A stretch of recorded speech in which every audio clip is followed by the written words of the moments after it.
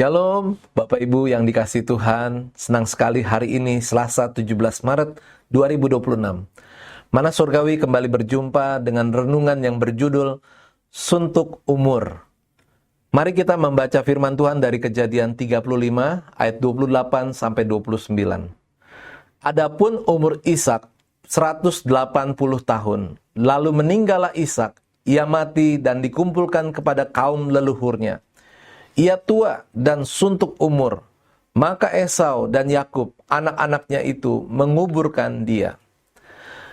Kehidupan seperti apa yang Anda harapkan di dalam Tuhan?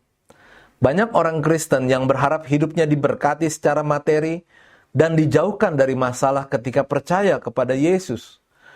Mereka menginginkan kemudahan dan kelancaran dalam hidup, dan meninggal dunia dalam keadaan tenang karena melihat anak-anak dan cucu-cucunya hidup sukses dan berhasil. Namun banyak tokoh Alkitab yang tidak memiliki kehidupan demikian. Mereka mengalami masalah dan kepahitan. Bahkan di akhir hidupnya ada kalanya situasi mereka bertambah buruk. Salah satunya adalah Ishak, satu dari nenek moyang bangsa Israel yang kisah hidupnya dicatat paling singkat dibandingkan dengan ayahnya Abraham dan anaknya Yakub. Kisah Abraham tercatat sebanyak 14 pasal, Yakub sebanyak 18 pasal, sedangkan Ishak hanya sebanyak 9 pasal. Banyak ahli perjanjian lama yang berpendapat bahwa kisah Ishak dipandang hanya sebagai jembatan dari Abraham kepada Yakub untuk memperkenalkan kepada kita umat pilihan Tuhan. Walaupun memiliki kisah paling pendek, Ishak memiliki umur terpanjang dan kehidupan yang sangat intim dengan Tuhan. Penulis kitab Kejadian mencatat Ishak meninggal dunia pada suntuk umur di usia 180 tahun.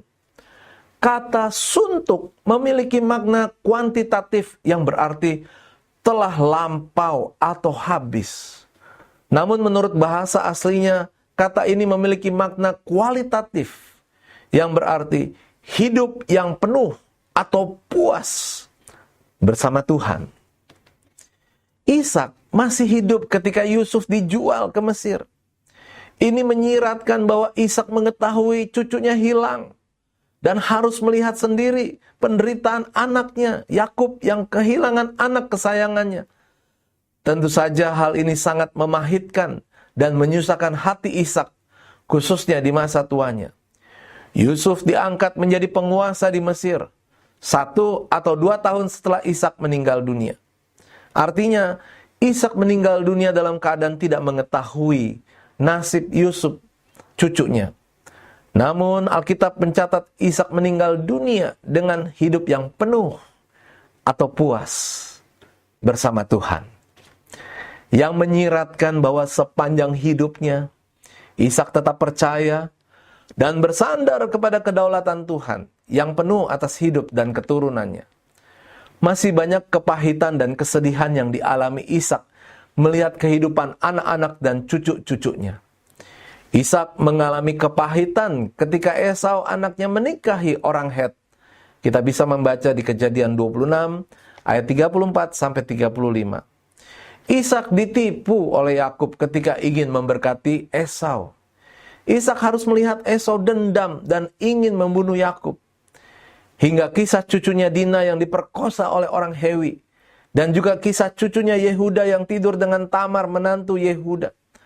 Namun dalam kesemuanya itu Ishak merasa puas dengan hidupnya bersama dengan Tuhan. Kehidupan seperti inilah yang seharusnya kita miliki bersama Tuhan. Walaupun penuh dengan pergumulan dan tantangan, bahkan keadaan yang tidak berubah, kita harus percaya bahwa Tuhan berdaulat atas hidup kita. Kata-kata bijak hari ini, menjalani hidup dengan perasaan puas, berarti berserah penuh kepada kedaulatan dan penyertaan Tuhan. Bapak Ibu, mari kita akan berdoa menutup renungan hari ini. Tuhan, biarlah hidup kami penuh dengan kepuasan di dalam Engkau yang berdaulat, sekalipun ada banyak masalah yang kami hadapi. Dalam nama Tuhan Yesus kami berdoa dan mengucap syukur. Amin. Puji Tuhan, sekianlah renungan pada hari ini. Selamat melanjutkan aktivitas Bapak Ibu Saudara. Tuhan Yesus menyertai dan memberkati.